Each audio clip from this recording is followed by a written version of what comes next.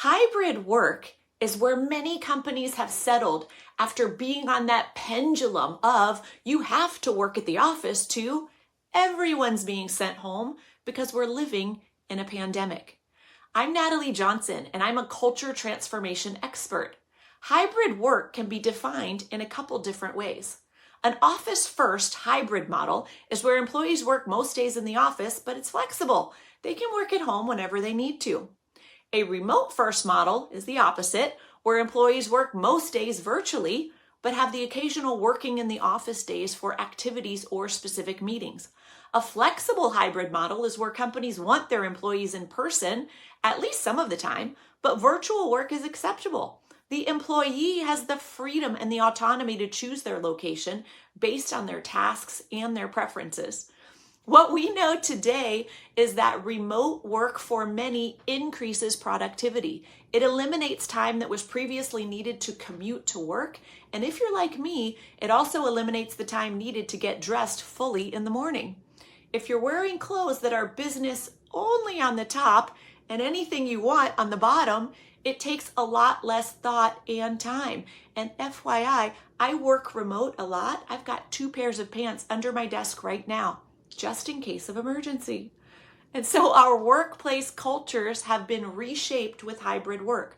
Prior to the pandemic, no driving, no traffic, and no pants would not have been acceptable. Employees now have a lot more control over their work schedule and their environment. For those of us that have children, or maybe we have pets, working from home can offer flexibility in your personal life to take care of the kids or the pets, or just to be more present when it's important at home.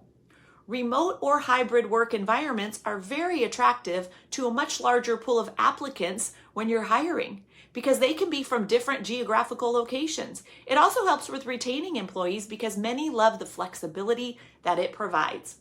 Despite the appeal of hybrid environments, there are some drawbacks. While remote work can increase productivity, it also tends to reduce team connection, it creates communication gaps, and it can hinder collaboration.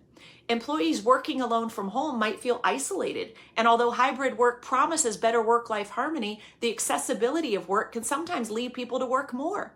There's no one-size-fits-all solution for every company or team. When considering if hybrid work is suitable, think about the culture you aim to cultivate within your team. Certain roles and responsibilities require more interaction and collaboration, requiring presence at work. For example, healthcare providers, production workers, retail, hospitality, and scientists typically need to work in person. Whether hybrid work is implemented or not, organizational culture will be affected. Each team has its own unique culture, and it's vital to be intentional about shaping it and nurturing it. When thinking about your culture, consider employees' roles, responsibilities, and preferences. Effective communication and transparency are crucial in this process. Trust and accountability are a necessity in successful cultures and especially need to be emphasized in hybrid work environments. Remember, culture is how we relate to each other.